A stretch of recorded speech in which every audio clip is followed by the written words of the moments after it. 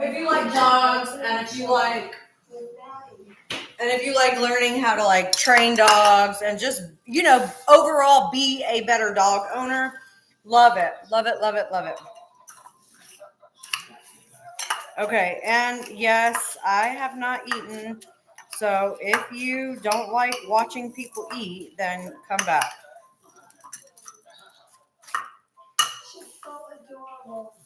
I'm just gonna be eating some fruit and stuff and some yogurt. I'm gonna make my daughter and I steak and roasted potatoes for dinner. She seemed very happy and she gave me kisses, so it makes my heart feel good. Thank you. I don't know if you've seen this information yet or not. I had never seen it. Let me mute this.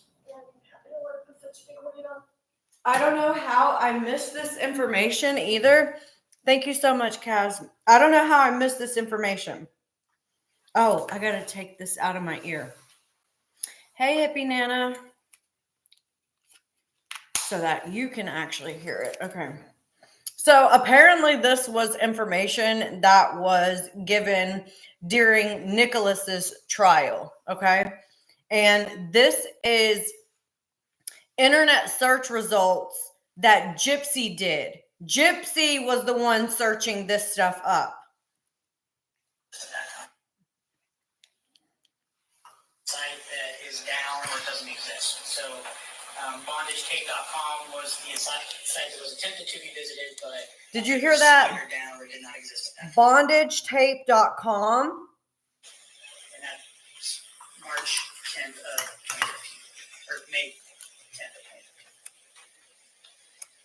SYMtoys.com with bondage tape. Same day. And lovehoney.com, blog 2014, September 30, bondage tape. AdamEve.com, adult sex toys, kinky bondage, SP sex, mischief, bondage tape. Yeah, I'm good. These are internet searches that Gypsy made during, like, I want to say a few weeks before the crime happened. They're going to go over the dates in a minute, but these are all searches that she did, not Nicholas, Gypsy. Can you hear it? Should I put this on a speaker? Let's see if I can play it on the TV so it's louder. Or can you hear it okay? Site that is down or doesn't exist. So bondagetape.com was the site that was okay, it's hard to hear. Give me 1 second. Let me try to figure out a way for you to hear it better.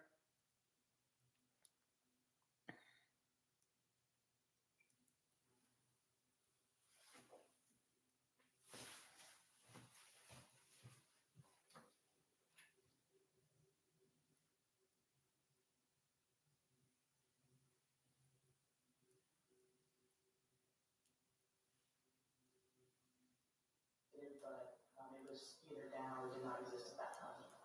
And that's March 10th, 2015. Or May 10th of 2015. May 10th of 2015. SYMtoys.com with bondage tape. Same day. And lovehoney.com, blog 2014, September 30, bondage tape. AdamEve.com, adult sex toys, kinky bondage, SP sex, mischief, bondage tape. Now we're moving to part of the report that dealt with web history for the desktop computer, correct? Correct. So here is Walmart.com, March 19, 2015 at 3:28 p.m. With this one, it is unknown for sure which computer this visit would have happened on. Yeah, I think you said March 19th. Oh, sorry, May 19th. May 19th, so a month before. Icons on the desktop computer. And did you find things associated with that visit to Walmart.com on May 19th? She was looking at Walmart.com. On that day. So that is a Walmart.com search for bondage tape. Bondage tape. A Walmart.com search for taser. For a taser. A Walmart.com search for knives. For knives. This one is the search for knives on Walmart.com, but you see at the end category tactical knives. When you search on Walmart for knives, it gives you other options to narrow down your search on the side. Thank you. Tactical knives is one of those categories, so category tactical knives shows you drill down into that category. That is a So when she went into Walmart.com searching for knives, she had to even further break that down into tactical knives. There is absolutely no fucking way, if she was this creative in her searches online, that she did not have another option. Like, how stupid are people? If you know how to search the internet like this, and you were searching up bondage, sex tapes, sex toys, tactical knives, how in God's name do people still believe that she had no other option, that she was abused?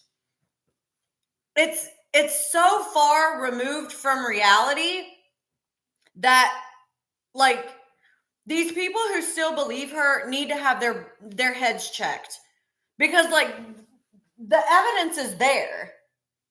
The evidence is right here in front of everyone to see. Yeah, and then to be on TV saying that she knows nothing about sex, but these were her searches? How is that possible? A specific entry for a specific knife. Another knife. And a third knife. I'm going to switch to the laptop computer, and again, that department's email is the barcode number for that. She was using multiple computers. Not one. She was using multiple computers. Correct. I'm looking at payment icons. That is an Amazon page for double locking. Amazon double locking steel police style handcuffs. Steel police handcuffs. Okay. May 28, 2015, but again, that. Think about how specific she was in her searches. Who searches for double locking steel police style handcuffs?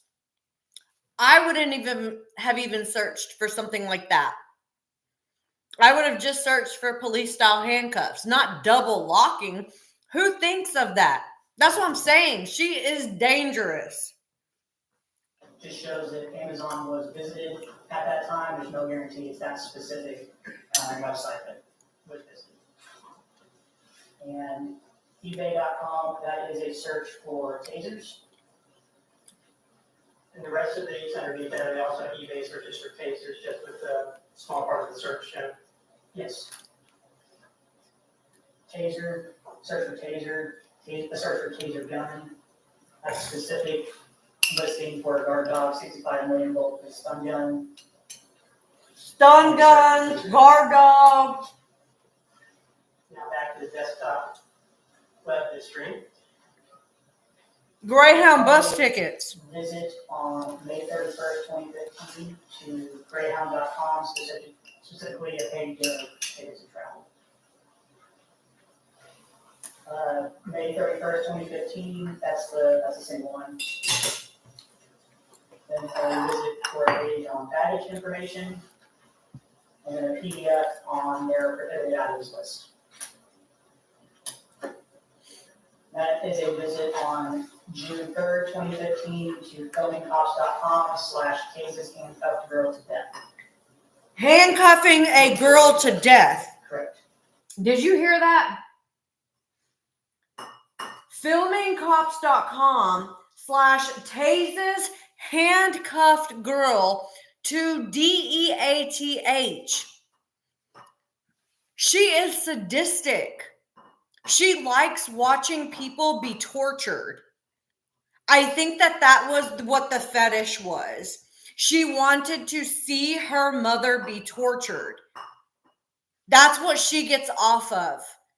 And I think that she was having orgasms listening to her mother screaming in the other room. She was probably playing with herself. This is the kind of girl that people are looking up to. Like our youth is looking up to. She's disgusting.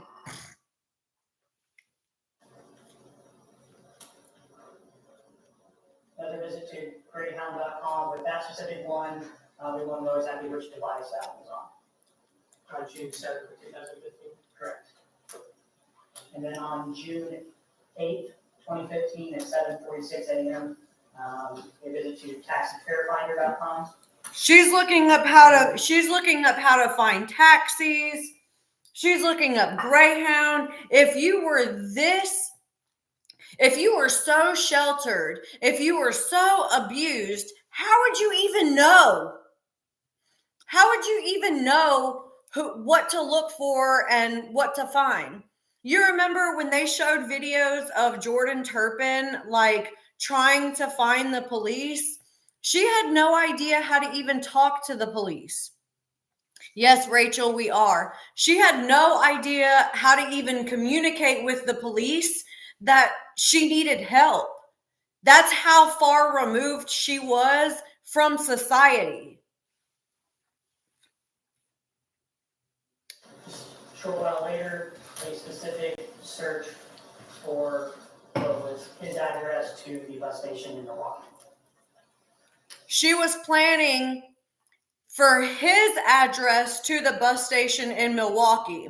She even had to help him figure out how to get to the fucking bus station in Milwaukee.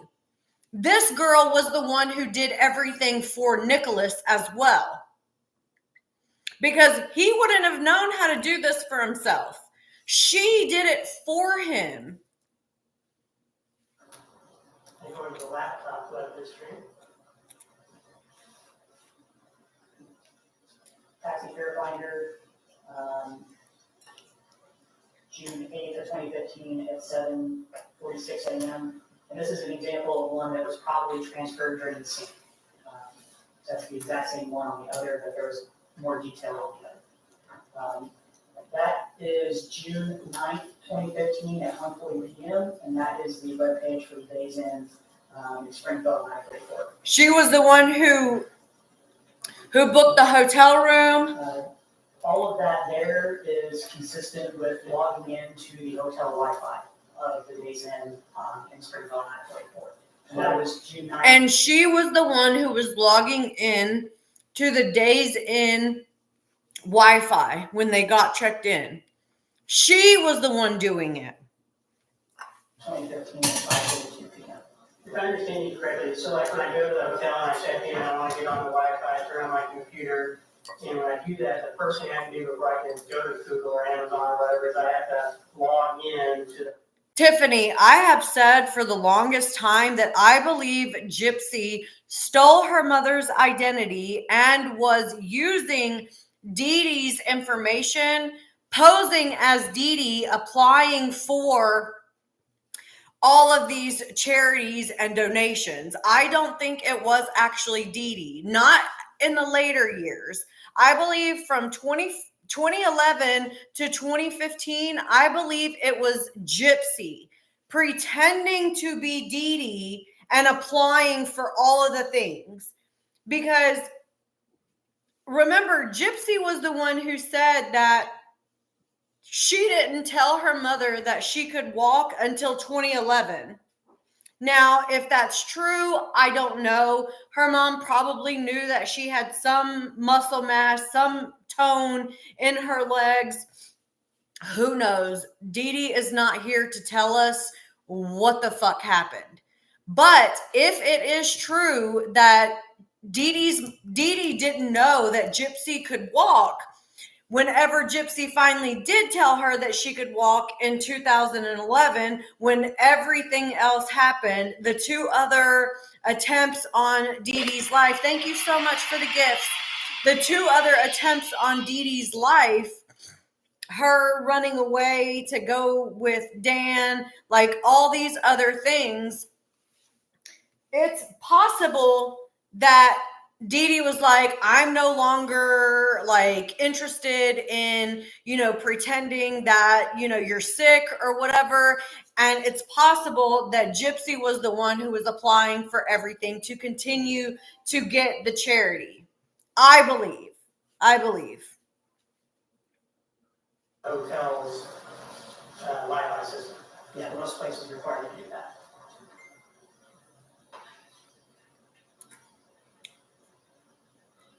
That is a taxi fare finder, June 10th, 2015 at 1:01 a.m. for going from Days Inn to 2103 West Volunteer Way. And at 1:14 a.m., a Google Maps lookup for that same address. She's searching up Google Maps. Google Maps, it will allow me to go and look at either the map or even a satellite view of that location. It could, yeah. And that's at what time again? 1:14 a.m. on June 10th, 2015. And at that Google Maps, is there a break-in activity? Yes. And then back to the Days Inn. So on June the 10th, 2015, at 1:14 in the morning, Gypsy is searching a Google map for her house to the Days Inn. Remember, Nicholas wasn't there yet. Nicholas didn't arrive until I think after 3 o'clock in the morning. Yes, at 10:17 p.m. that same day. I downloaded this video from someone who shared it to me on TikTok. I don't know where this information came from. If this information is somewhere inside of Nicholas's trial, and if that's the case, I'm wondering how I missed it, because I remember watching like the entire thing. So how did I miss this? I don't think that Dee Dee was already gone whenever Nicholas got there. I do believe that she was on the verge of death whenever he got there. I think that the last 4 was the final, nail in the coffin, so to speak. I do believe that Gypsy was the one who actually committed the crime.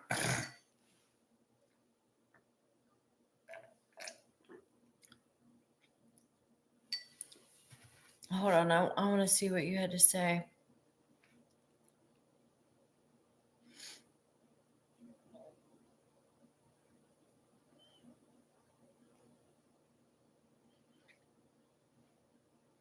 Yeah, she was definitely looking for everyone to think that she was a victim. Hey, Mary. With this whole situation, and with every situation, Gypsy is always looking to be the victim. She can't stand people not looking her in some type of victim way. And I believe, hey, Jasmine, and I believe that she doesn't like it when she is around other victims, because I think that it invalidates her pretend experience. Oh, she definitely lied. I don't think that Nicholas ever wanted to her mother. I don't think that was ever a thing. I think Gypsy wanted him to. I think she wanted to see her mother being tortured, being raped, being brutally attacked, because she gets off on it. She like enjoys this sadistic, weird torture, I guess is what it would be called, torture. I don't understand how people believe her story either. It's like, so I'm going to have to find out like exactly where this information came from, because if there's this information, there has to be more.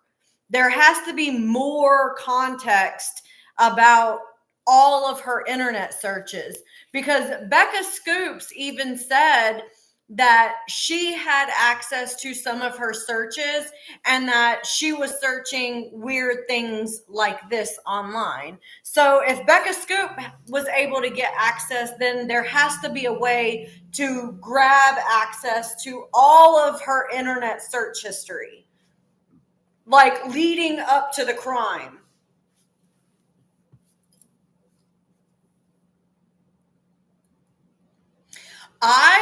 The reason why I'm so scared for her baby is because we already know that Gypsy only wanted this child to prove that she could have a baby. I think that she wanted everyone to see that she could have a child. There was this, I guess it was a way for her to prove these things that her mom was saying that she might not be able to do. It was a way to prove like everyone wrong. I don't think that it was necessarily just to trap Ken. I think she wanted to prove something to everyone, that she could have a child, even with all these sicknesses and everything that she had prior to. You know what I mean? Like, she was sick. She was a very, very ill child. And I think that her mother tried to have like an honest conversation with her, like, hey, I don't think that it's going to be smart for you to have children, especially after they got the 1Q211 diagnosis. That was the year that Gypsy completely spiraled out of control, the year she got the diagnosis. So something must have triggered her psychologically whenever she got that diagnosis. And it sent her into a tailspin, a psychosis, who knows? But her behavior in 2011 is like a repeat of what we're seeing now, except it's a little bit different because we're seeing it play out on social media. Her child is her cash cow, and she knows that. I don't know about the bump looking mark, Jasmine. It was hard to see. And you know, sometimes when babies' arms are like this, it could have just been that bend in the arm. So I don't want to say that she hurt the baby. It is quite possible that she did hurt the baby, but I don't want to accuse anyone of anything.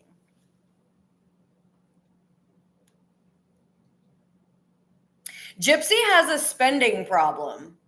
Like, we all see she's constantly showing videos of her spending money. She just bought a brand new iPhone. Let's look up and see what that brand new iPhone 16 costs.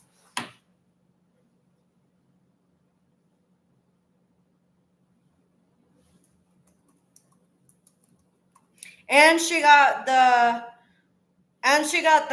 biggest one.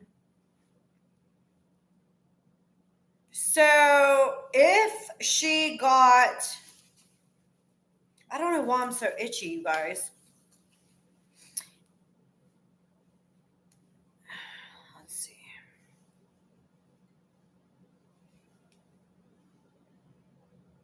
If she got hey Coco, if she got the best, most exclusive iPhone 16 Pro Max, that's $1,200 that she spent on a phone. And then just a couple of weeks ago, she showed us all those jeans that she got from Good American. That was about $1,200. While she was in the show, the last episode, she was talking about $1,000 spent on the baby moon, another $300 in the adult toy store, another $1,900 on the paternity test. Like, this girl has a serious spending problem. And when the money runs out from Lifetime because it will. What is she going to resort to for money? Because people who are desperate for cash, and like she was before, it's questionable. Like, what will she do?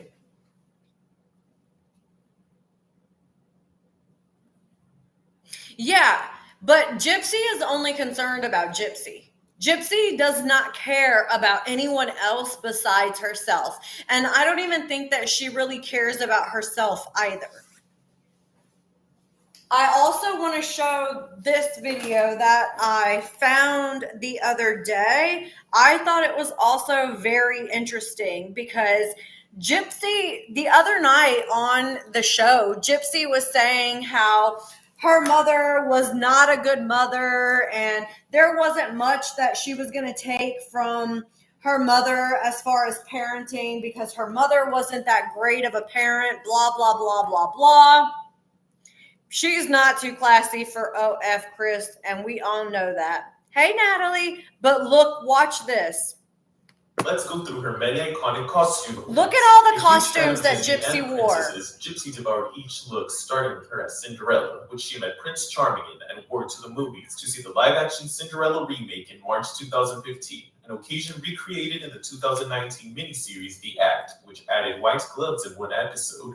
Her best look was Giselle from Disney's Enchanted, a fully decked out ensemble topped with a curly red wig and a poofy ruffled white dress just like Amy Adams wears in the 2007 film. Gypsy was truly the belle of the ball in this Belle costume from Beauty and the Beast, one also homaged in The Act, and might I add, with Joey King as Gypsy looking pretty good in it too. And we can't forget Ariel, which Gypsy dressed up as on a trip to Disney World with a fiery red wig and a seafoam green dress just like Ariel wears in the parks. An Ariel-inspired wig also makes an appearance in The Act, and this birthday hat with a yellow braid and purple outfit give every bit Rapunzel, a character Gypsy personally identified with. This portrait of Gypsy depicted her in a look inspired by Annalise from the Barbie movie The Princess and the Pauper. It shares an identical hairstyle, crown, and dress, while the 2019 miniseries version is more in line with Disney's Princess Aurora, as seen in the pointy collar and neckline. And lastly is this adorable home video of Gypsy as Esmeralda from Disney's The Hunchback of Notre Dame. This Luna Lovegood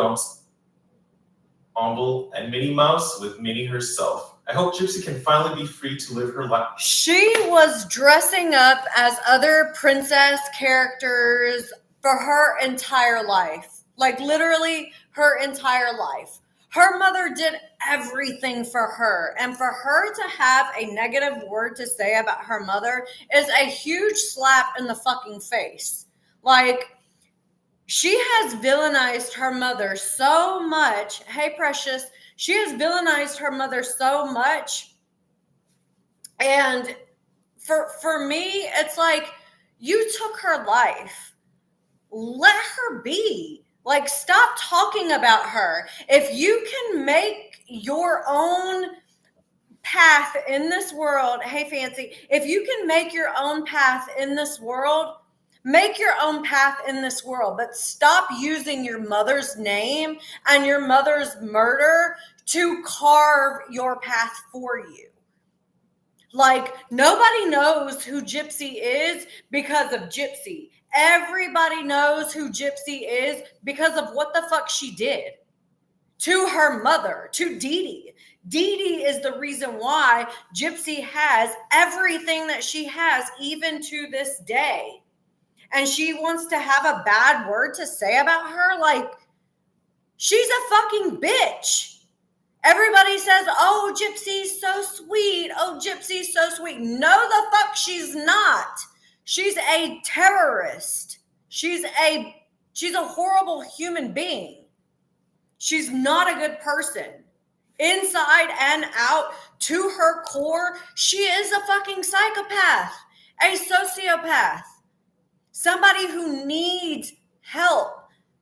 She needs to be locked in an insane asylum. You know, those places where they would put crazy people? That's where she needs to be.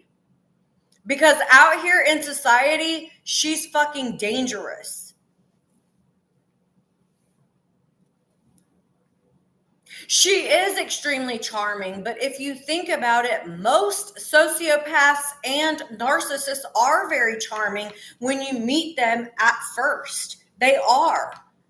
They're because they are able to love bomb you and mirror you in such a way when you first meet them, your guard is dropped because they seem like you know what I mean? Like they're literally masking. Yes, they're masking. They're masking everything about who they are, and they are turning into what you want them to be, what you need for her to be. And she does that with everyone. Even with Julie, the recap, that live that she did the other day, she did the same thing with her. It doesn't, Gypsy will morph into whoever she needs to be for however long she needs to be. It's not until you actually start to spend time and get to know her do you actually understand like how dangerous she truly is. Some people are able to see that a lot more clearer, and some people aren't. And all these people that she has fooled, they're not using their logic. Yes, I'm worried about the baby. I'm worried about the baby. The people that Gypsy has fooled are reacting on emotion. They're not acting on logic and reality and principle and honor and integrity. They're only consumed with their emotion and how it feels for them to hear this story. They connect on an emotional level and they throw all logic out the window. It's like it doesn't even exist. Logic is nowhere to be found. I saw a video the other day, and one of the people in the video was like, your voice is raising, but your logic is going down, or something like that. And that's exactly what this is. When you have the ability to paralyze somebody emotionally with a shocking story, and Gypsy does that. She has the ability to paralyze people emotionally with she has the ability to paralyze people emotionally with shocking information that they're blinded by everything else. They see nothing else, and they don't want to, because it's more beneficial for them to hold on to this emotional feeling that they have rather than logic. None of it makes sense. None of anything that she's done since she got out makes sense. Nothing. Did you want to come up, Roma? I think I can add you. Hey, girl. Hey. No, I'm completely agreeing with you. You know how I feel about everything, but I kind of want to go back to that screenshot that I sent you with the bump. Yes, okay. I haven't heard a lot of people talking about that, or maybe I'm missing it. Let me find it in your messages. Oh, hold on. There we go. I don't know if anybody noticed, there was like a bump on Aurora's arm. It wasn't her elbow.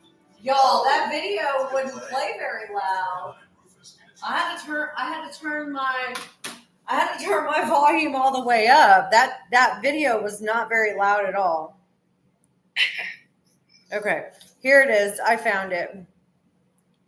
So many, many years ago, a friend of mine had a 16-year-old daughter. That reminds me of a bump that she got. I can't remember if she was hit with a baseball. It was an accident because she was doing something, or that she fell, but that's kind of what that reminded me of. But I don't know. It looked weird to me. I thought it was her elbow at first, but when I screenshotted it and zoomed it in, it looks like a huge bump, not even a welt, but like a huge bump. Yeah, it does. It does. And it looks a little red. I mean, I don't think that would be a bug bite. I mean, I guess it could be if she had an allergic reaction or something, but It looks swollen. It looks swollen. Right? Can you see it? To me, it looks swollen. This is what we're looking here. Let me zoom in on the spot. This right here, right there. See how swollen it looks? And it could be from like a really hard pinch. I don't know. I don't want to accuse anybody of anything. But this is... Yeah, it's suspicious. It's suspicious for sure. I watched it over and over, and I was like, something looks weird, and that's when I zoomed in. Something is off. Like, wait.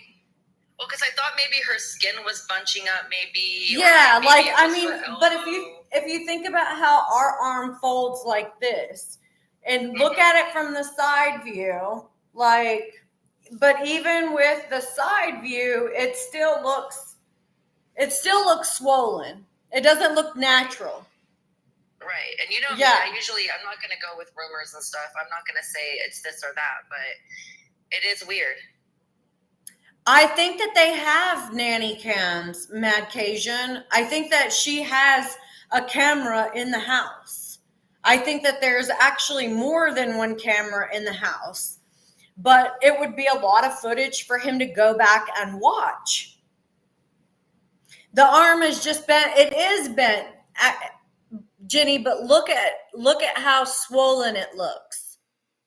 Go back and watch the video. I know it looks. I think she deleted it. Oh.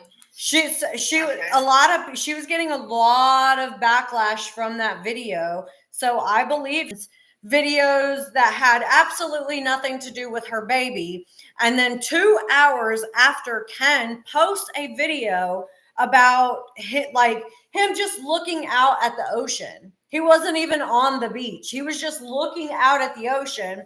2 hours after that, she posts this video of the baby crying, claiming that the baby has colic. That to me is suspicious. It's very suspicious that she would do that. And it tells me that she was doing this as a way to manipulate Ken. Or was it a warning? Was it a warning to Ken? If you leave me here alone with her and go out again, I could do something to hurt this baby. Is she trying to warn him that something could happen? She's dangerous. We all know she's dangerous. I think it was a sympathy grab. I think it was a sympathy grab too, but we all have to keep in mind that she's a sadistic piece of shit. And I would not put it past her to intentionally hurt her own child in order to get attention. Well, I was already concerned about the jealousy factor because... And to punish him in some way. And she was already kind of showing that on one of the lives when she was trying to talk to Ken and Ken was paying attention to Aurora. Yeah, and I saw that too. She was like, "Are you listening?" in her stupid baby voice. And I was just like, it's already starting. Look at that right there. And then she took the baby from him. Remember? Mm-hmm. Yeah, she was like, "Oh, I'll just take her," because he wasn't paying attention to her. Yeah, I saw that.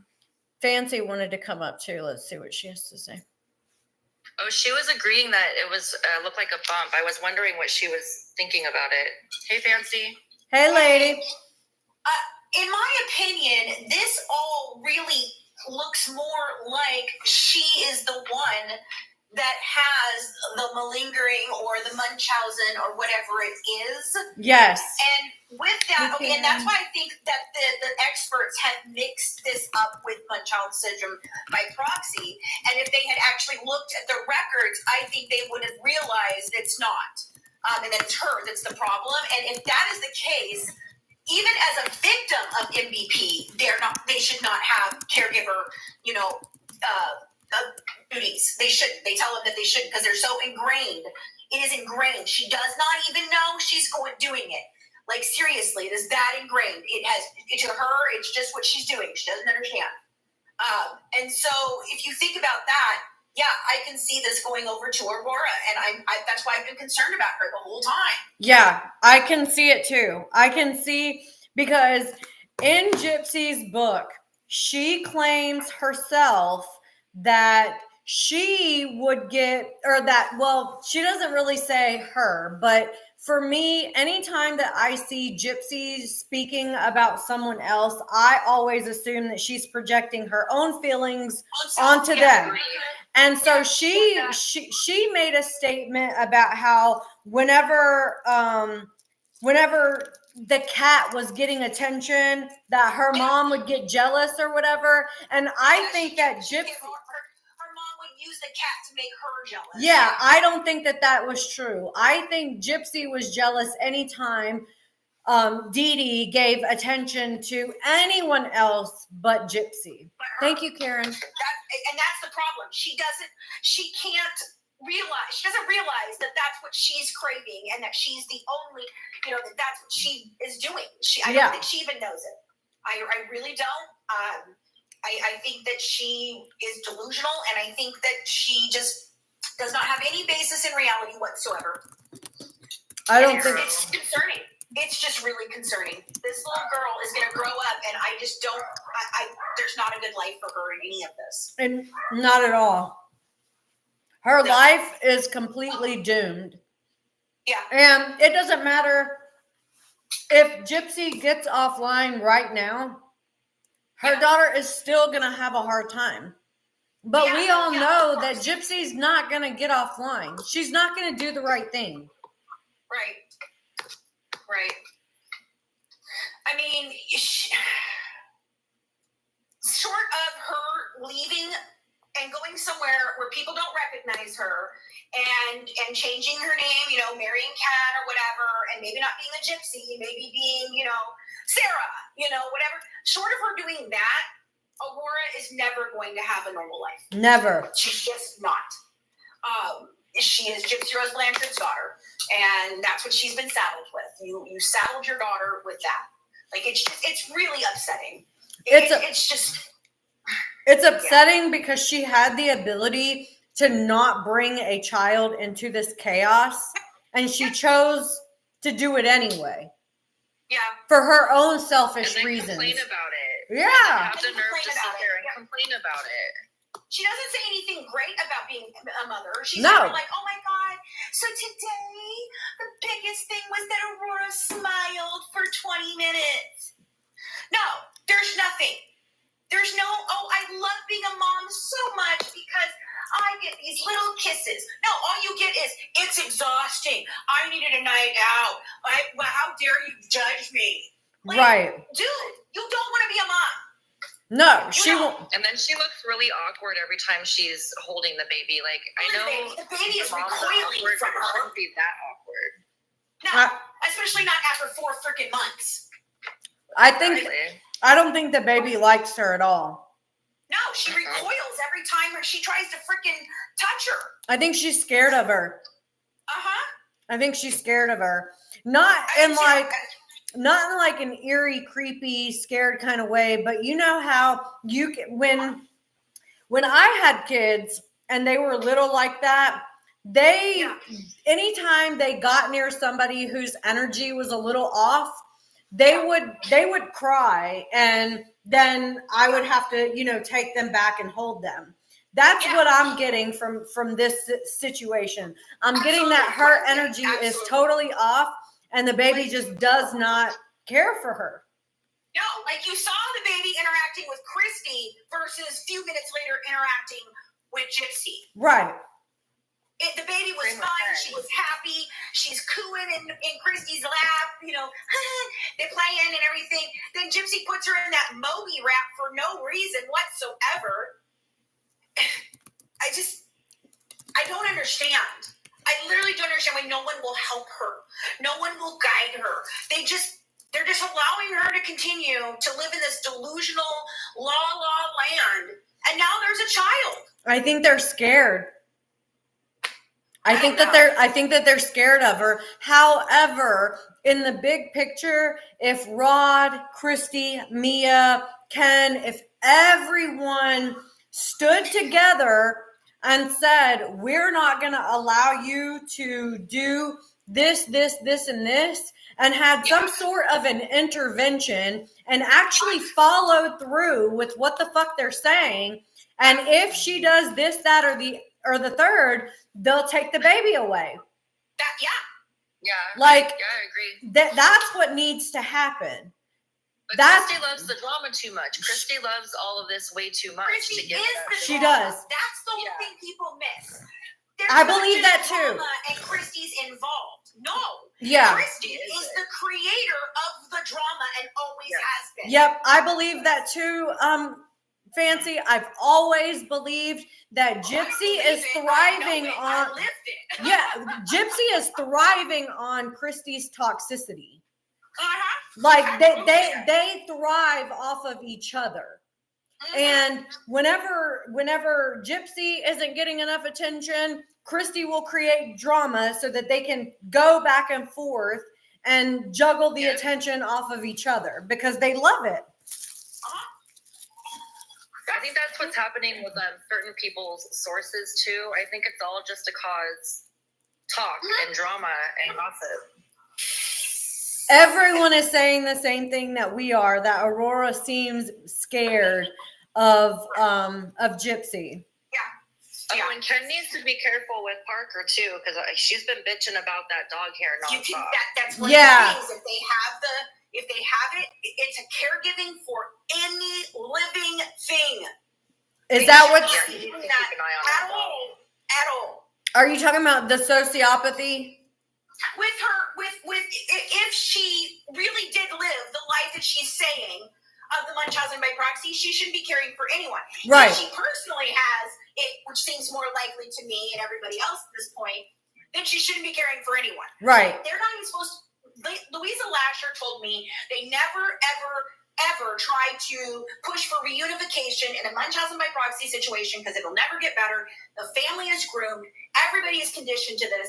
And so it will just continue to keep happening and they don't even know because they're so ingrained into it. I can believe that. That's what she was telling me. She shouldn't be caring for her mother, her dog, nothing. At least not alone at all because of the problems that she is predisposed to have based on this. If that's what, Fancy, did you ever communicate that with them? Like, does her family know? Yes.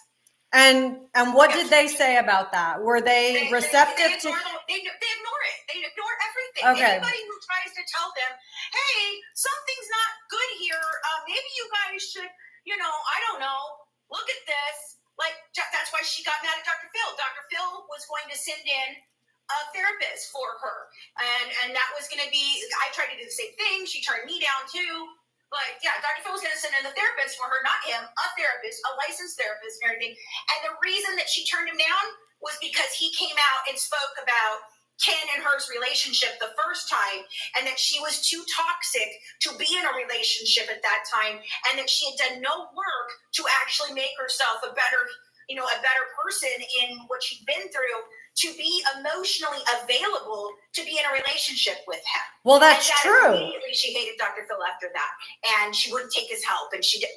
It's just, she's so, once it's her, what she's got in her mind, you ain't changing her at all. Yeah, I can see that.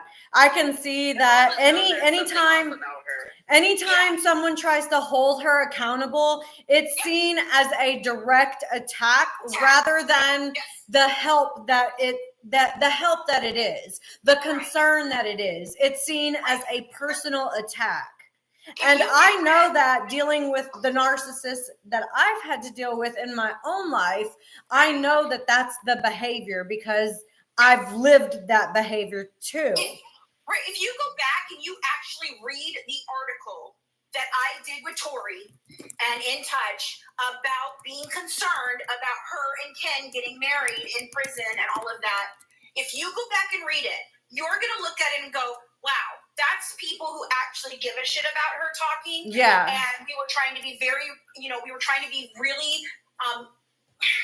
touchy with what we were saying. We didn't want to say it in a way that attacked Ken or any of those things. We were just trying to highlight that this was not a good situation for her, just based on her and where she was at with things, right? Yeah. Not anything to do with Ken at all.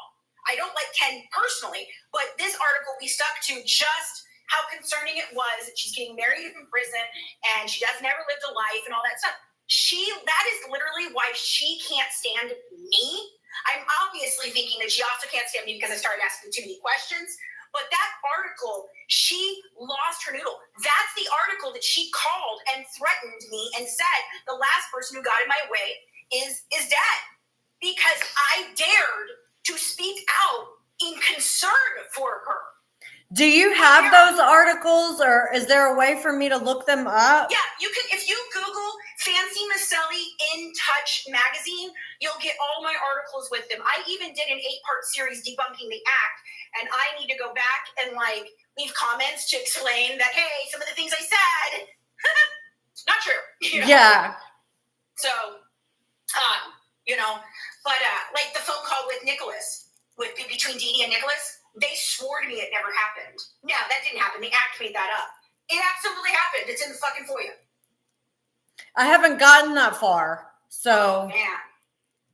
I haven't gotten that far. How far are you? Where have you gotten to? Because this FOIA is got me in fits. Let's Oh, see. it's wild.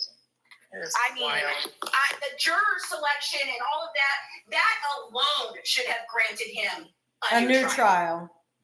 There is no way that any of this should have happened like this. Something corrupt is really going on. I'm on page 67. Oh gosh, I'm already down in the 200, 300. Yeah, I just barely started reading it a couple Oh my weeks God. ago, and then I had a lot of personal things Trust me, going. Viv, you're going to get madder and madder as you read. It doesn't get better. It just gets worse. And you're just like, I can't believe any one of these so many arguments that they made should have granted him a retrial immediately.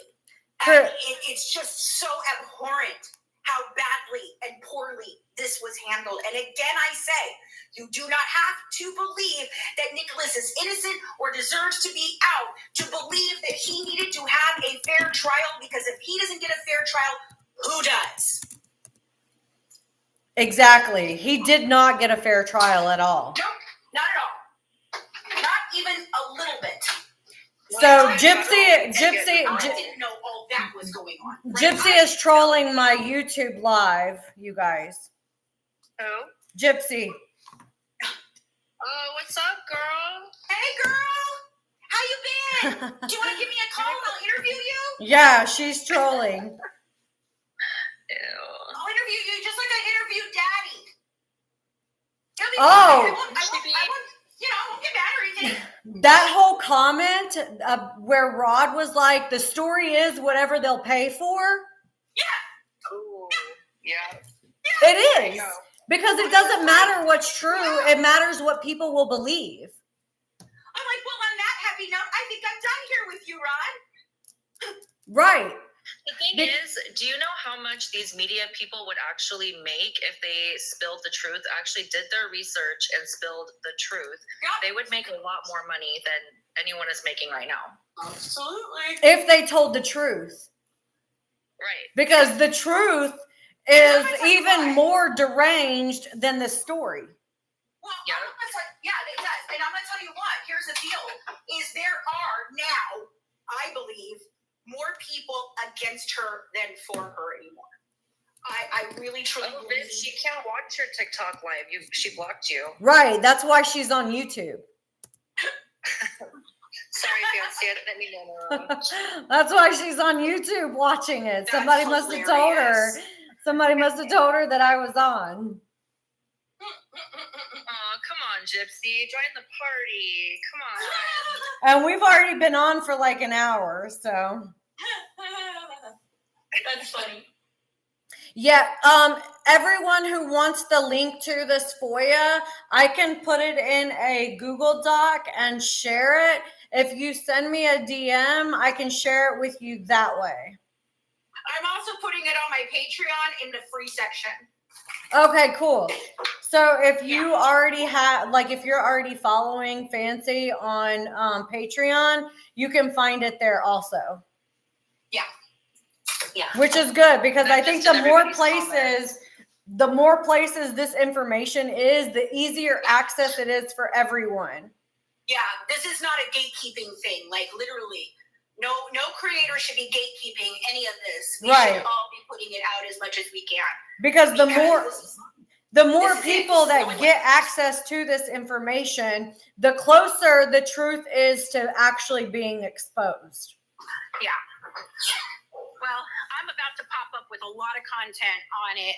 That's why I've been gone for so long from producing content or doing lives or anything. Everybody's like, "Oh, she's hiding." No, I wasn't hiding. I was working my ass off, and what I'm coming out with is a lie by a lie. Yes, a lie by lie. Okay, Abby. A lie by lie, piece by piece, from every single lie that's been told, every story that's been told, cataloging it, and exactly how it changed over the years. So, over the years, like how the media was manipulated into the story change. Yes. Yeah. And it all started with MJ Pack. Who? MJ Pack. Who the hell is that? I don't know who's that. MJ Pack is the original person who broke this story. She was working for Thought Catalog, and she lived in Missouri, and she involved herself. And she was telling the fraud story. She was going down that road, just like all the other reporters in the area were, until Christy Blanchard befriended her. And after saying horrible things about her, then she befriended her, and she was the person who began to change the narrative with Christy. Yeah. That was the first one. That's how it got started. I did see on Becca Scoop's new video where she was talking about how Mike Stanfield's paralegal went into some of these groups and was testing the Munchausen by proxy theory out under somebody named Patty Lou or something. I have proof that she did it. Yeah, the Patty Lou person on that's his paralegal. Yeah. Yep. And because something about that. and there were a lot of people who were like, it still doesn't give her the right to take a life. There were a lot of people. That's how they knew that if they took it to trial, it wasn't a good enough a defense. It wasn't enough. It's not a good enough offense to take another person's life, even if you did suffer all of that, because at the time that you took her life, your life was not in danger. Right. It wasn't immediately self-defense. Yeah, you can't claim self-defense when you're 23 years old. And you're sick in bed and you're doing whatever the hell you're doing. No. And you literally planned this shit out for years. Everybody says that, oh, she planned it for 2 years.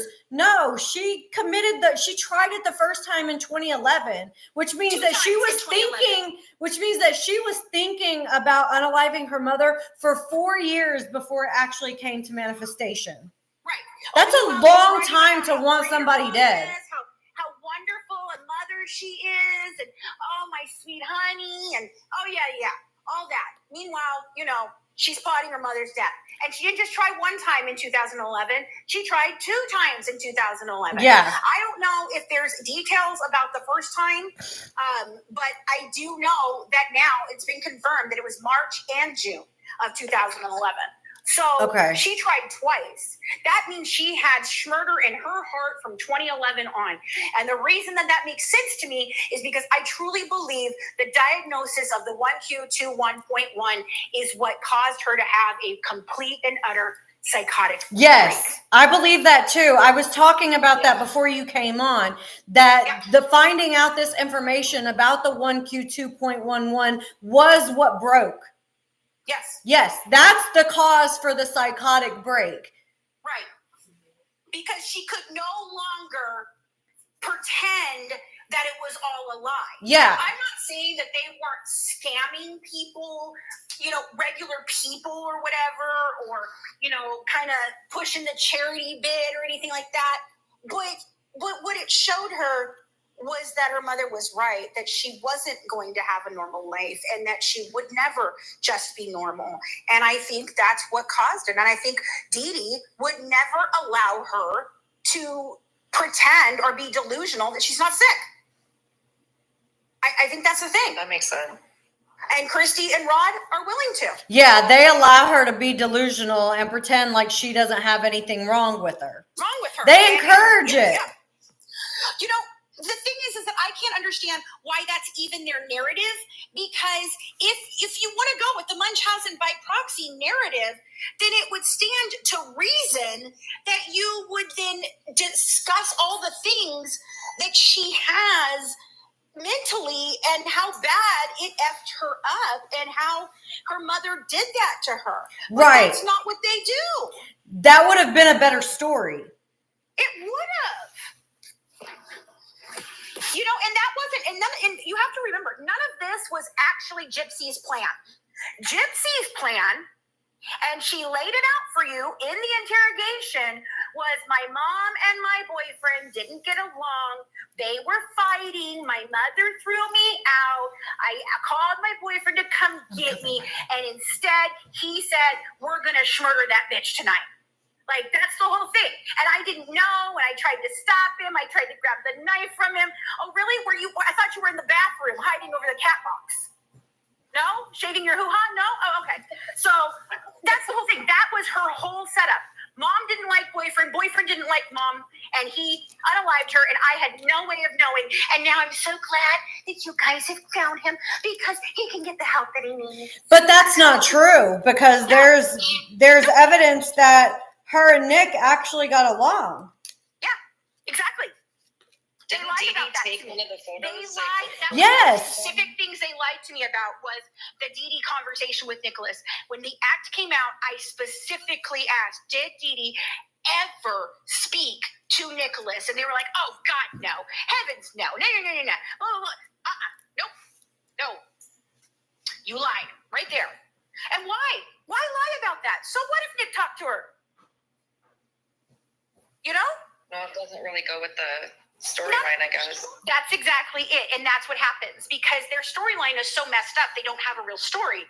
So they have to invent it, which then they find holes. And when they find the holes, they don't know what to do. So they flip to another way and they change the whole thing around. And you're like standing there going, wait a minute, I swear I just heard da-da-da-da-da. And now you're saying da-da-da-da-da. Like, you just contradicted yourself right here.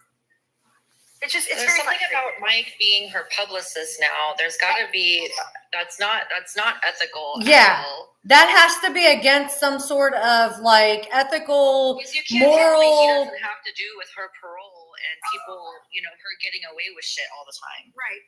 No, he does. That's what he handles for her all the time. How would we go about getting him in trouble for being her manager? Like, isn't that against some sort of ethical violation? Like, that has to be an ethical violation. There's a way, but it's a process. Yeah, it's a process. I'm going to do this regardless, and he knows this, and that's why he fucking hates me, is because he knows I want his license. I do. I want his license. I want Wayne Perry's license. I want Andrew Meade's license for practicing law. Not a single one of those three should be practicing law, and the judge should be unbenched. I'm sorry. I agree. All of them. I agree. He brought up on prosecutorial misconduct. I mean, it is unbelievable the shit that happened in this whole thing. The whole thing is disgusting. Disgusting. It's disgusting. It really is. And, I just want everyone to remember Mike Stanfield stood on the steps of the courthouse right after signing a plea deal and told you guys that he had no defense if he had gone to court. Yeah. He would have gotten life. She would have gotten life. For being gracious. Mm-hmm. And how thankful he was. Lawyer he is. He had no defense. And he even said how grateful he was that they were able to come to a plea agreement. Yeah, because you strong-armed Patterson with freaking HBO. Or you all Either you strong-armed him with HBO, or you were all complicit in this cover-up of whatever the fuck you're covering up. They're all complicit in the cover-up. Yes. Yeah, every one of them. That's gotta be why the appeals keep getting turned down, is because they don't want to get caught up in their bullshit and admit that they were wrong. Right. Right. Because Well, then yeah, they would have to. Need to get involved. Then they would have to admit that they fucked up her case also, So, yeah. Yep. and they don't want to do that. And then once that happens, do you know what happens? Then every case that they've ever been on, any case that they've ever prosecuted or defended, Would be they questioned. have to be reopened and looked at, and to see if they committed those crimes in those cases as well. This could honestly snowball into a huge investigation and issue if anybody would actually pay attention. This ash they need to blonde look into person it. on YouTube is saying that Gypsy's a good mom. that everyone gets. Hold on, I want to read this comment. Can we get an Gypsy- example of that? I'd like to know an example of that. She says Gypsy is learning just like we all did, except most of us have had little babies around us sometime, and Gypsy has not been around any babies ever. So yeah, she is a bit nervous at time. Nervous of your own baby. Hold on a second. I think there's a picture of Gypsy about 10 years old holding baby Mia. Isn't Yeah. it? I mean, that's kind of interesting that you say she's never been around. She has tons of cousins. I mean, I don't know. And her whole life was about taking care of baby dolls. I'm sorry. So because you've never been around a baby before, that all of a sudden means that you don't know how to interact with your own child? Right. No, Like I said, what happened was no motherly instincts kicked in. That's what happened. Because she's a sociopath and she doesn't understand what motherly instincts are because she's fucking pathological. I was a toddler teacher and a preschool teacher and have more motherly instinct than she does. Yeah. Exactly. Because everyone in the It's awkward. You know, my daughter I have a grandson. He's 4 years old. You know, my daughter had never had a child. It's her first kid. She was, young, very young, when 2021 when she had him. And so, it's that, like, she had to learn, but there is an amount of just an instinct that kicks in, a motherly nature, a calming nature, a wanting to protect and care for this human being. And you can see on her face and her body language, she doesn't have those She doesn't. feelings because she doesn't have any type of real feelings. None. That's why. None. Even when she friends that didn't want to have babies and have more motherly, motherly instinct kick in immediately. even when she like pretends to cry about Ken, there's still no tears. There's still no fucking tears. Like, even when she's pretending to be upset that she lost him. Yeah. No, that's the thing, and it's just like, it's all an act. I mean, it really truly just is, and it's not her fault, okay? It's really not. She cannot help who she is. She can't. That's hardwired in, okay? But the people around her could help her get coping skills and things to maybe explain to her, hey, that's not how we behave in society. If That's they not what we do. if they stopped letting her be delusional. Yeah. If they forced her to take accountability and responsibility, yes. I There think that's could what be Mia ways. is trying to do. I think Mia That is what Mia is trying to do. Yeah, I think so too. Trying to do that. Well, I was fond of Mia. I really liked Mia. I think, though, that she's gotten... Look, Mia got saddled with this at 13 years old. You got to think about how that destroyed her life. If anybody had real impact from all of this, It was it's her. Mia. Yeah. It's Mia. 'Cause Yeah, even for Dylan sure. was old enough. He was already old enough. To understand, to have an understanding of That's like why what Mia's was going gonna break on. away. I think she's gonna end up breaking away from it. Yeah, and what she shared with me was that in high school when they were going to go see Gypsy and all of the the things were happening and everything and all that she got neglected and she was jealous of it because they were in Missouri instead of being at her, ceremony for whatever, or, this or whatever. They were there with Gypsy. And I just think that Mia had to walk through school all of a sudden being a piranha. And, and it's sad for her. Yeah, they didn't think about how it would affect her. They just saw the dollar bills, and that was more important than the effect that it had on Mia. And that's fucking selfish as fuck.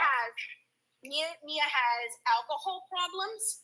She is forever always, partying and getting drunk and stuff like that right now. Yeah. And she posts it. I don't even know why she would do that. Like I'm thankful that when I was a teenager and oh my God, me too. Oh my God, me too. Pictures floating around on cameras somewhere. I wouldn't want anyone to see. I wouldn't want anyone to see some of the things that I've done. Oh my. It might be good that the MySpace photos disappeared. Magically. Yeah. But I mean, that's the thing is, I think Mia. Honestly, the best solution for Aurora would be either for Mia or Dylan to get custody of her and take care of her, or I think they have their heads on their shoulders enough to do so. Yeah, I think so too. I also agree that Mia got dragged into this at a very young age, and it's really unfortunate that her dad and her mother were more interested in making money than they were in protecting their child's image. Because Mia is literally standing next to the Mommy D&D poster. Yeah. Like, why would you put your daughter in front of that? And smiling like a freaking lunatic. Yeah. It just is so in poor taste. It's just in absolute poor taste. Yeah, all of it was. Mia doesn't like people talking shit about the family, but Mia, if you ever see this, girl, generational curses, break them. Separate yourself, break those generational curses, and get the fuck away. These people are not going to help you. Yeah.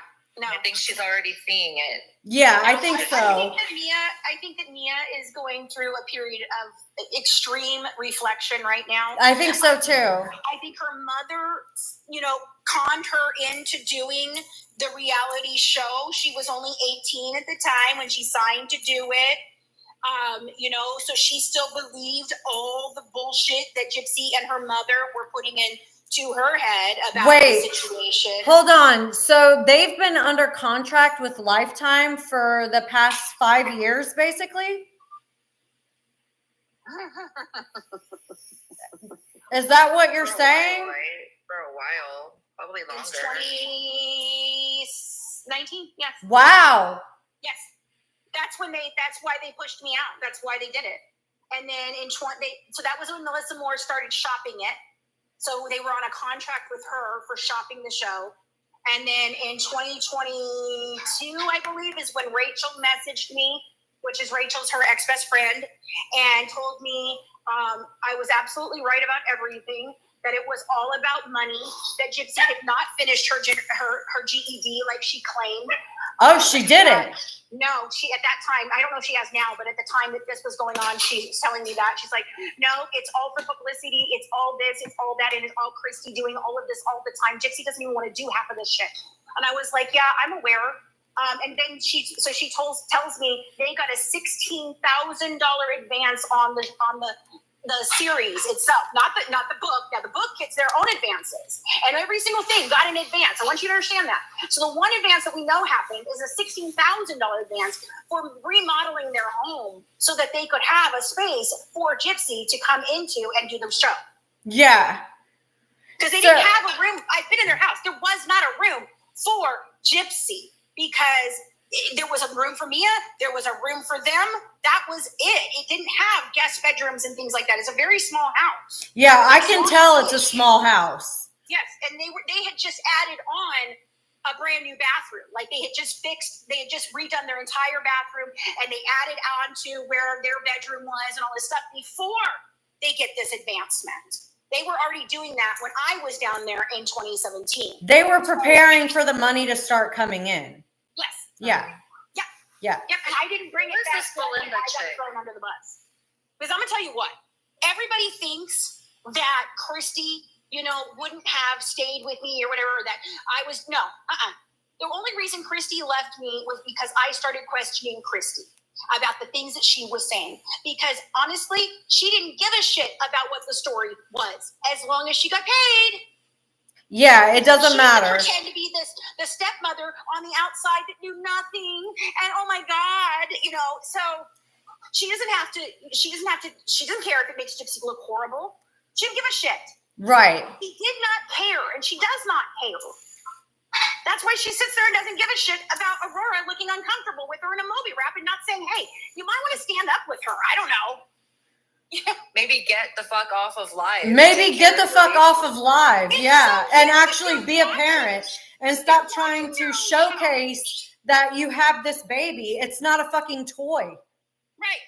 This is not a Cabbage Patch doll. Like, it's a real life human being that deserves respect. Yeah, we're not taking care Even of it without the baby, it's weird that you're watching your own show and you're commenting on your own shit. That's so narcissistic. It is very It's fucking narcissistic. weird. I It's mean, for, yeah, it's I supposed to can- get I can control the understand. narrative more. Yeah. I mean, I can understand hosting a watch party, but they're not. They're not turning it to their TV and allowing you to watch it and then talking to you through the comments. Yeah. and everything. Yeah. That's Oh, what and other Bree's people are doing. crew that's in here right now. Bree and Gypsy look awkward as fuck together. They best did. friends, really? contrived. Oh, they They're did. best friends, really? No, they're not No, best bad friends. actor. Obviously, Gypsy is using her because Gypsy yeah. doesn't know how to actually have a reciprocal relationship with anyone. Yeah. She's using everyone in her life is there for a purpose to provide some sort of service to Gypsy until Gypsy is done, and then she's done with them. They look like strangers. That was the most awkward fucking thing. It's more awkward than her and Ken. What beautiful relationship do they have, by the way? Bree And that is tarot the reading, do Bree. not get me started on that bullshit tarot reading, okay? Because I'm a reader, and that's not what those cards were saying. Everyone is saying that Bree is the new Nicholas, and I fully agree with that because Nicholas literally said that he would do anything for Gypsy. And how many times have we seen Bree do anything for Gypsy? Well, okay, and that goes back to let me explain. When she put out that hit on my head last year, calling all of her supporters and everything to come and deplatform me on every platform and calling me tyrannical and all of that, right? You got to think about Gypsy knew there were people that obsessed over her, that if she said anything that even remotely seemed like she wanted me taken out, would come and carry it out for her. Yeah. And I'm not talking about hypothetically, I'm talking about people that we personally know inside of this community that we've been in since 2017, that would do this. There is a person. One is in particular, and I was so frightened. I'm like, shit, if that person reads this and he gets in his head that the way to impress Gypsy is to take me out in some way because I'm so horrible and I'm hurting her so bad, that's why she's so fucking dangerous. She doesn't even have to ask anybody to do anything anymore. Yeah, because Now they'll just do it. Yeah, they'll just do it. They'll just do it. Because they think that they're protecting her. Yep. Which is disgusting. She's a murderer. She doesn't need your protection. No. She obviously can protect herself. She Yeah. did it just fine. She did that just fine. It's fine. She did that just fine. Twice on her own even. Yeah. So there's that. Yeah, this little girl act is not real. She's smarter than she appears, you guys. Yeah. Yeah. She's not a dumb girl. Yeah. Although she does speak truth, she if you really listen to her on occasion, the truth will come out if you really listen. Yeah. Like you said, Viv, when we were going through the book, everything she was saying her mom did, I was like, that was Gypsy. That was Gypsy. You just have around. to read through the lines because she will tell on herself, but she will always put it in a way that it's someone else. It's Yes. always projecting onto someone else. But if you know that, and if you know that going into reading the book and listening to anything that she says, you will know that that's her, that she's telling you what she's done in order to kind of dissolve herself from responsibility. She puts it onto someone else. Yes. I mean, she's sketchy from before. I mean, I am one of those people that for 2.5 seconds, way before she got out of prison, this was years ago, believed in this story. But then when I actually went through, and at that time there wasn't as much as there is now, thanks to Fancy over here for a lot of it. We got a lot of information and things being released that weren't released before, like the FOIA and the autopsy report and things like that. But even before all that, my spidey senses were tingling, and I was like, something is not right with this. Let's see what she does when she gets out of prison. Yeah. And then that time came, and I was like, she wants celebrity status. Like, you can tell. Let's see what she does. Let's see what she does. And then she got out, and she did exactly what I thought she was going to do. Same with me. I knew that she wanted celebrity status. And you can tell that that's what she's trying to work her way towards even now. She's trying to push this image of the mommy murderer to the side and actually have people view her as something different. Walk that way. Yeah, it's all about rebrand. It's all Kimber. about rebranding. That's all we've been seeing this whole last year is a rebrand. And you can't rebrand Schmurder. I'm sorry, you can't. It's not going to happen. Yeah, it's not going to happen. On top of that, I've had my row with them, but in 2019, when I did the A&E project without them and did my own thing with them, I was happy with where I was on all of this, and then it was, I still wanted to do the documentary. I still wanted to do my books and stuff, but I wasn't pushing for it like that. Then I hear that she's getting released, and I was like, oh, crap. If we don't get this out now, we're never going to get it out. Like, it's never going to happen. She's going to freaking, she'll come out, and it'll all be just buried, So I started. And the thing was, is like my daughter and I talked about it, and she really, I wanted to get it out before December of 2023 when she got released, right? I wanted it out before that. And my daughter kept telling me, Mom, we waited this long. We should wait. We shouldn't rush this. Let's let her come out of prison. Let's see what she does. Let's see. She's had 8 years in there, Mom. We haven't talked to her in 4 to 5. Let's see what happened after we walked away, right? Yeah.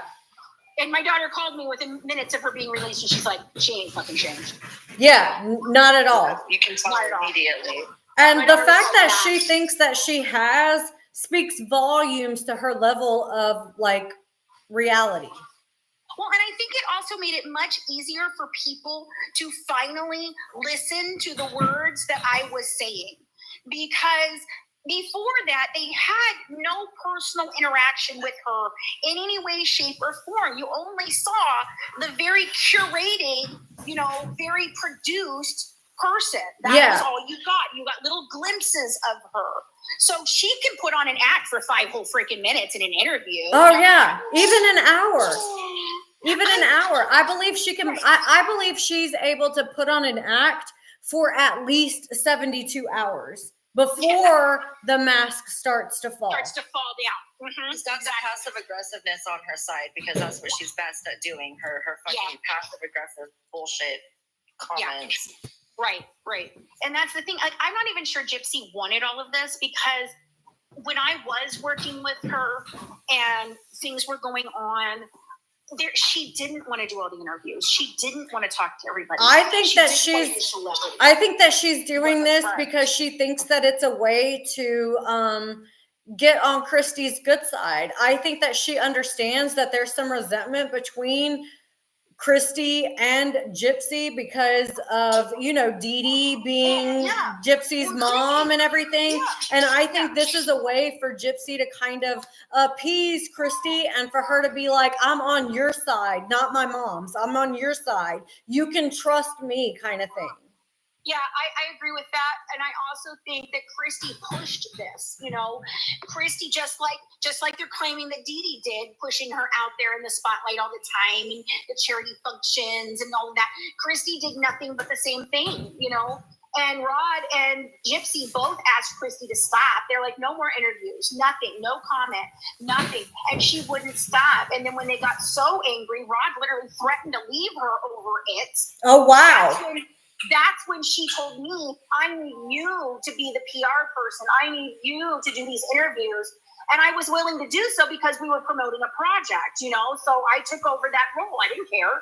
That's part of what I was doing for the project, So Christy Rod and Mike Stanfield work really good together with They this do. stuff. Yeah. Oh, So- they do. So in the beginning, what you're saying is that Rod kind of gave Christy an ultimatum to stop Yes. doing interviews. Okay. Yes. They didn't want it anymore. They were tired. They didn't want anything else there. They were tired of it. They didn't want the circus. Dylan was mad. I'm sure. I'm sure Mia was. Yeah, I think that it was just on, and it was just like it wasn't stopping. Christy knew that if the story dropped from the public, it wouldn't get the traction and the stuff. And she wanted the celebrity status. She wanted the money. That's what she wanted. And and how better a revenge to Dee Dee than to take her daughter away like that and make her exactly what Dee Dee wanted her to be, right? Right. What more revenge To finish than the that? job. Yeah. Yeah. Yeah, I'll take it from here, Dee Dee. Don't worry. We didn't need you anymore. You became useless to us when you got totally sick. So now I'll just handle it from here. Because she popped up immediately. I mean, immediately. Yeah. What person finds out that your daughter has committed murder and immediately runs to Facebook to try and find out what people are saying? That seems strange. Who does that? I mean, I think that there would be a little bit of morbid curiosity for me, but I don't know that I would go online. I wouldn't have, even if I was in a group to see what somebody was saying, I certainly wouldn't have been interacting in it. Yeah, I would have just been a I silent would have just been watcher. watching. I Yeah. just want to see what all these people say. I just want to know what they say. I wouldn't have gone under my name. I would have gone in under, just a no name kind of faceless thing that just to watch and listen and have no impact on what was going on. But Christy couldn't do that. Christy has had, yes, Dee Dee did have diabetes. Christy has had the stars in her eyes from the second that this happened. And Yeah. she grasped that media and ran with it. I mean, and the thing of the matter is they'd like to let you believe that Melissa Moore didn't come around until 2019, right? No, Melissa's been around since 2015 when she did when Christy did the very first interview she ever did on the Dr. Oz show. Oh, And wow. Don't even get me started with Melissa Moore. I didn't Don't know even get me that started Christy with did Melissa an Moore. interview with the Dr. Oz show. Yes, that's the one. Okay, so it's one of the first interviews she ever did. And that's the one where she mistakenly says, we always knew Gypsy could walk. And everybody, that's why the Facebook group turned on her. Because then she tried to walk that back. And She tried to say that, backpedal. What I meant was we always knew she could walk when she was little. That's what I really meant to say. I just didn't finish my thought. Yeah, right. Yeah, right. Get the hell out of here with that nonsense. Miss me with that shit. Seriously? That's so crazy. I had no idea about all the interviews that they had done prior to Mommy D&D. Oh, yeah. Oh, yeah. I mean, before Nicholas's trial in 2018, over 5 long-form produced content was made about this case. Mm. And Patterson appeared in several. Meg Stanfield appeared in them. They shared, if you go through, when you get to the FOIA and they talk about how the media warped the jury and what really happened and what the jury said they had seen and done and all that, if you really go back and look at it, it's shocking. It's absolutely shocking. I don't know. It makes me so upset. I think that's why it's such a lie. And I just can't deal with that. I don't know. Well, I agree. My sense of justice is definitely messed up with this one. I've been following it for a very long time. I remember hearing about the mother-daughter who was sick and got the Make-A-Wishes. I remember seeing that, like, on TV and stuff, you know? Yeah. And then everything that happened. But, I mean, I get stuck on cases from time to time, but I usually move on. This is a hard one for me because she's making money off of her mother's murder. I think that that's part of the problem for me too. It's because you're profiting from it. Not only profiting from it, but you're also manipulating public perception. Like you're lying. You're pretending to be somebody that you're not, and you're manipulating and using people to do it. And I don't think that that's right. Yeah. And it's like she wants to just forget what she did and reinvent herself into being this person that is in her delusional fantasy world. And it's not reality. Yeah. Like you've got teeny boppers that are thinking this is okay. Yeah, and it's not. You've got young children thinking this is okay. Yeah. Slay mother, oh yes, queen. No, absolutely not. Not. And look what it did. Look what it did. Now what happened? Now we've got Casey Anthony out here trying to do the same damn thing. Like, are you be so for fucking real? Look what is happening. We're giving platforms to murderers. What are you doing? What are you doing? And she did her time. No, the fuck she didn't. She really didn't. She did her time. Why is her life now interesting at all? Why? Why do anybody care? It's interesting. It's like it's actually not. boring. It's the most boring show I've ever seen. It really is boring. I watched the first season. I think I watched 3 or 4 episodes, and then I just stopped because I was like, I don't need any of this information.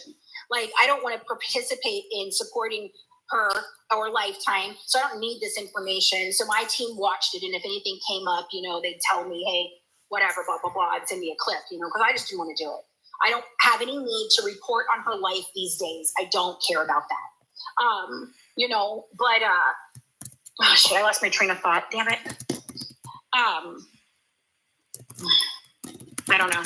I have ADHD. That happens to me all the time. I'm sorry. And it happens in a second. Like I'm in the middle of a sentence and I'm like, fuck, I don't know where I was going. But you can ask Viv. I do it all the time. I do it too. Like I'll like start rambling and then I'll ramble about something else and I'm like, oops, sorry. Yeah, but even as far as, I know. Okay, so I watched the first 3 episodes. I had watched none of this season whatsoever because I wasn't interested. I'm like, I don't want to hear about the baby. I don't care about it. I don't want to hear about her exploiting this child already. None of it. I don't want any of it. I don't like Ken. I don't want to watch this. I don't like these people. They make my skin crawl. So, like, why would I watch that? But last night, or whatever night it was, Monday night, so I guess 2 nights ago, I was scrolling TikTok and I ended up in Conspiracy's chat where she was watch partying it, right? So I was like, you know what? I'm just going to sit here and watch for a little bit. And it was like the last, 15 to 20 minutes of the show. And I just watched the whole thing and I went, what was the point of any of that? Yeah. Nothing happened. You went fishing. Whoop-de-tap, tap and do. Like, why is this interesting for anyone to watch? I don't understand. It's boring by reality TV show standards. It really is boring by reality TV show reality standards. TV is manipulated, but this is like highly manipulated. It's hard to watch. It's like, curated to make them seem normal. Yeah. Like, that's what it's trying to do. That's yeah. exactly what they're trying to do. And, you know, I believe in the beginning, I think when Melissa Moore told Gypsy, you know, oh, we can do this and we can do that, and I want to interview you, and I want to do this, and she turned her down, I think that she didn't really care. You know, she didn't want this whole freaking thing. She was just, honestly, I think she would have just done what she wanted to do and just not really been in figure. But Melissa and Christy kept pushing and pushing and pushing and pushing, telling her, well, what other job are you going to have? You're not going to be able to have a regular job. Nobody will. That's not true. I know it's not, but that's what they're telling her, putting in her mind that this is the only way for you to get your bag, baby. Like, let's get you a bag. All of them have their own motives. You've got Mike Stanfield, he's got his motives. Christy has hers, and Melissa Moore definitely has hers. She's got her own. I'm going to be transparent here. You know, the book that I'm writing, I've been using ChatGPT to polish for me. Because, you know, when I'm, especially in this book, because it's so raw for me, what I write down on the paper I have to put into somewhere that can make it make more sense. Yeah. Right? Like, because it's just like a conscious thought for me that just runs. So, but the thing is the second that I put in that Mike Stanfield, because I've uploaded the FOIA to it because I have a project and it's helping me build the project. So I'm not using ChatGPT like regular people do for informational sourcing and all that. I'm actually using it to help me refine what I'm actually doing, the research I'm doing and all of that. And I put it all in there and it helps me like catalog what the research says, all of that. So it's been very helpful in putting this together because it's very complicated. But the first time I put in there that Mike Stanfield is now Gypsy's lawyer. Do you know what ChatGPT did? What did it say? It flipped the fuck out, and it told me that he needed to be the main antagonist in my book because it's all based on him because he is the one who pushed it all because he's the one who did all the dealings. Yeah, I believe that. Like, literally, it was like he needs to be part of the main arc, and Christy is the second main arc. And I was like, "You're right." You're right. You're right. No, ChatGPT told me the same thing about Mike. It was like, it was something similar to that, and like how to and who to go to like get him in trouble possibly or get his license taken away. So mad. Guys, it got so mad, it literally wrote me a letter to draft to the licensing board. Like, I don't know how it has emotions or feelings, but ChatGPT does. No, it does. It totally does. It's very snarky. It's very much, because it's mimicking my tone and Mac's tone. That's what it's doing. But it's got these emotions. It was like, this is absolutely not okay. We have got to do something about this. Do you want me to draft you a letter for this and for this and for the FOIA request for this? And I was like, wow, ChatGPT is pissed off. I did that with the Gypsy thing too. Like, I was like, well, what do you think about this? And da da da da da. And it got mad. I was like, oh, that's funny. You're not your typical Google. No, you're not the typical AI. You've got some emotions in there somewhere. I think I texted you some of it, Viv. Yeah, you did. I love ChatGPT. It's my therapist. What's really funny about this, my best friend, my lawyer friend that I always talk about everything that's in California, his really good friend is ChatGPT. You sound like you're in water. I'm sorry, I'm carrying my laundry, so it was covering the thing. I said, the funny thing is about it is that my friend, who's like my best friend, the lawyer in California I talk about, I've known him my whole life, his friend is who actually developed and invented ChatGPT. That's awesome. Yeah, he came into town this last weekend from California to where I am, and we were talking about the book and everything, and he's like, are you going to disclose that you're using ChatGPT? And I said, yes. Well, yeah. Because I want to see all the research I did, because I have it all cataloged and compressed that you can see every freaking thing I told it, and how I told it to do this or what to do. So it's nothing more than having like an assistant. So I talked to him about that. He goes, my friend invented ChatGPT, right? And I was like, that's so cool. I'm like, no. He's like, yeah, he did. So it took me a minute to trust it because I've heard about it for years, but then I was having issues with my plant, and Viv was like, ChatGPT, and I was like, I don't know. And now I use it for everything, and it's like my best friend. I use it for everything too. You have to know though that you have to fact check it. You can't just assume that it has everything right, because for the longest time it kept telling me that Claude was her stepfather, Gypsy's stepfather. Oh wow. No, ChatGPT. Claude is not Gypsy's stepfather. What does it say about Christy? No, it doesn't like her at all. It doesn't? Like I said, it told me that she's the second antagonist and that this was all laid out by Mike and her. I mean, it literally says that. She got really offended whenever I said that. Like, Christy got really offended when I said that her and Mike were the one that came up with the plan for Munchausen by proxy, and that she will get her karma for presenting this lie. Yeah. Well, I mean, her and Mike are BFF. I want you guys to understand how absolutely petty and bullshit that woman is.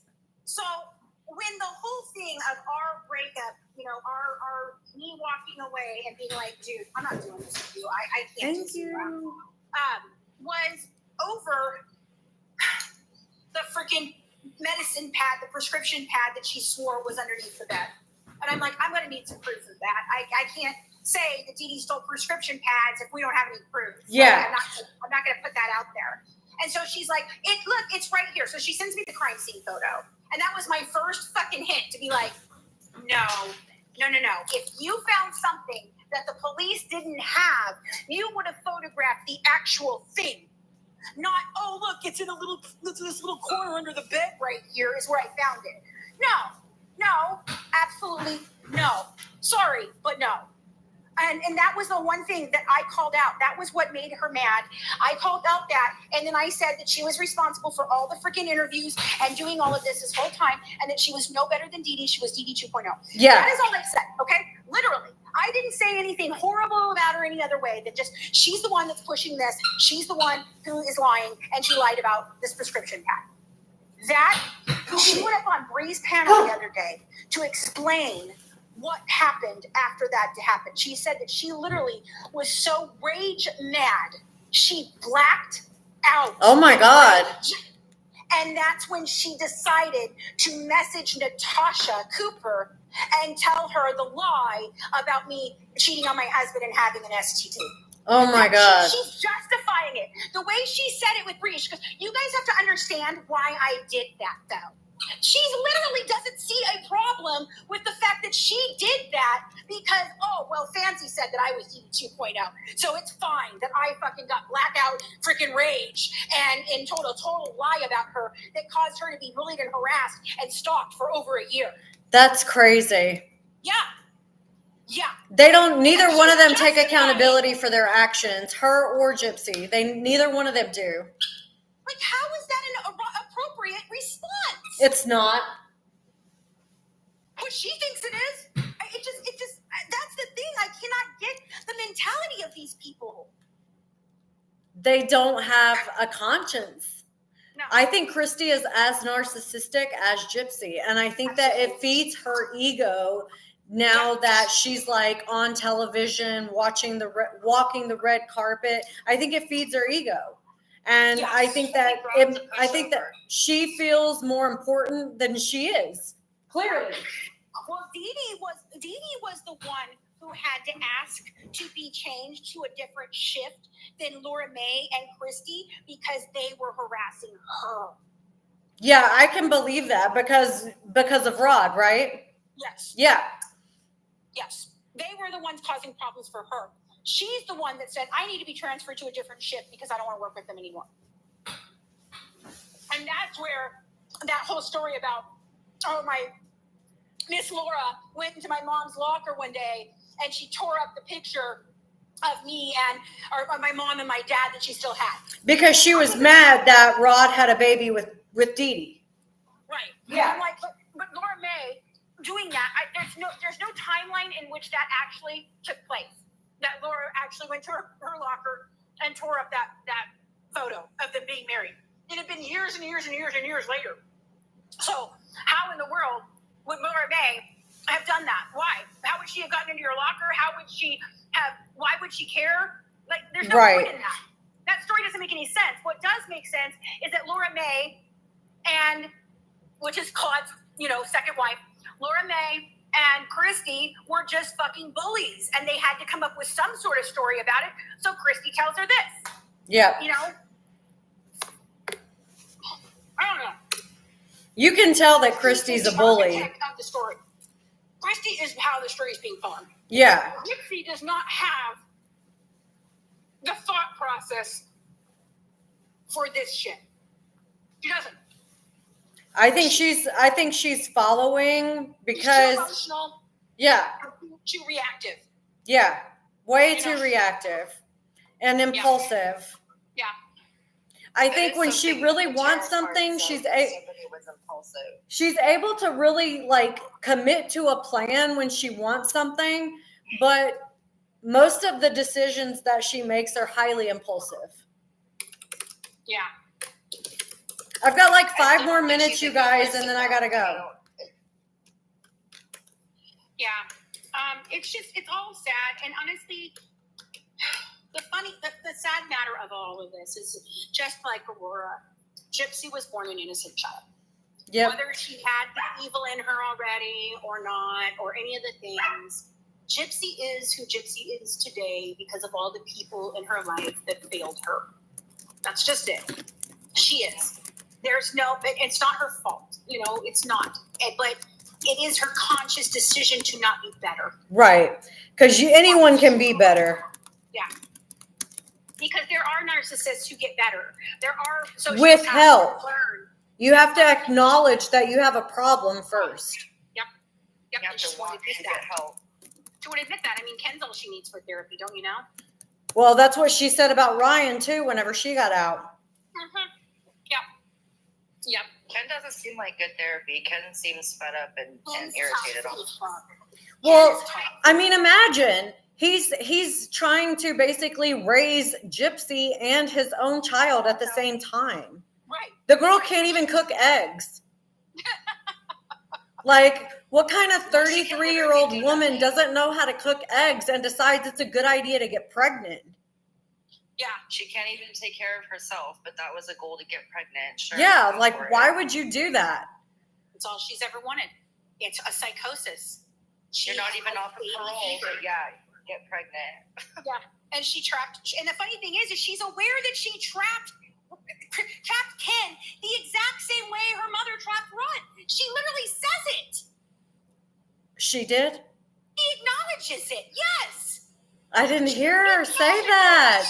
That it's so similar to that in a way. Yes, she freaking acknowledges it. I didn't But she hear tries it. to pass it off onto Rod and Dee Dee manipulating Rod. It's such a weird way that she describes it. It's very strange. And I can't remember, I don't remember if it's in the book or where I was doing it, but I was just reading it. And I included it in my book, and I gave a whole summary about it because I was like, that is so bizarre. Like, she knows it, and she's aware, but in this situation, she's pretending that she's Rod, and that Rod is there. That Nick. I'm sorry, it was Nick that she was talking about this. Nick was Dee Dee. That's what she was likening it to. That's so weird. It's a very strange comparison of how she does it. But she admits that she trapped him. She trapped this one. She admits these things. Like, the fact of the matter is that she admits in her book she doesn't have Munchausen by proxy. Like, I don't understand how people keep going on with this. She could literally stand on the freaking steps of, the Capitol building and say, I murdered my mom for rugs, booze, and dick, and everybody be like, nuh-uh. It's because I think I made a video about this before. It's because it's more emotionally satisfying to believe that her mother had Munchausen by proxy. Well, and it's like them coming at me for putting out the fact that at 6 years old, she supposedly did this, right? And Yeah. like 6 years old, Fancy, really? I'm like, why are you arguing with me about this? I'm not who said it. It's in her text message to Nicholas, I didn't make it up. Yeah, you didn't do it. She decided at 20 years old she was going to tell him that story. Whether it's true or not is irrelevant. And if she didn't do all of that, it's even more upsetting that she made up a story that she did. Yeah, that's even weirder. That's even more concerning. So they're like 6 years old, Fancy. Like, I'm lying about it. I'm like, are you so delusional that you are denying a piece of evidence? She is. They do though. She is. And everyone argue with me about the freaking text messages saying that it was him manipulating her. I'm like, what the fuck are you reading? That's not what I'm reading. Like, what are you reading? I'm like, that's not what I'm reading. I think it's also hard for people once they have their mind made up. It's hard for them to change their mind because they don't want to admit that they're wrong. Yeah. They don't want to admit that they've been duped. Yeah. And it's like, I'd rather admit that I was wrong than continue to believe the lie. Absolutely. I wonder if some of them are rage baiting though. Like sometimes I get the vibe that people are rage baiting. Yeah, I can see that too. I could have walked away. When I realized it was all bullshit and just been like, nah, I don't want to do this. I'm not doing this. I'm not going to do anything. I was upset that I was duped. You know, I was very upset and I was angry because I thought Christy was really my friend and we were close. And she did these things to me while my daughter was in a vulnerable state and she didn't care. And she's messaging my child while trying to destroy my life. And it's all a mess. And I could have literally just walked away and never said a word. But I knew I just couldn't do that. Like, I couldn't For you, allow. it's like double. Yeah. It's like justice hasn't been served double for you. It's like there's already a case that you're like, wait, this is a lie. And so Right. you find out that's not the truth and there's no justice being served here. And then in your friendship, there's no justice with that either because they continue to spread bullshit. You got Christy out here justifying why she freaking told an entire lie about me that caused me to have horrible problems for over a year and a half. You know, and still have problems today from her. It's just, they have no conscience. They have no morals. None. They are, No integrity. They are horrible, horrible, horrible, horrible people. Every single one of them. And if Mia is smart, she will run away. She will stay away. Absolutely. You guys, I gotta go because I have a meeting with my insurance person, and then I will come back a little later. I am gonna cook dinner, so if you guys want to hang out with me whenever I cook, I'm gonna be making steak and roasted potatoes. Yeah. All right. See you later. All right. Bye, guys. Y'all have a good night. This conversation was lovely. Yes, I enjoyed it very much. Thank you. All right. Bye. Bye.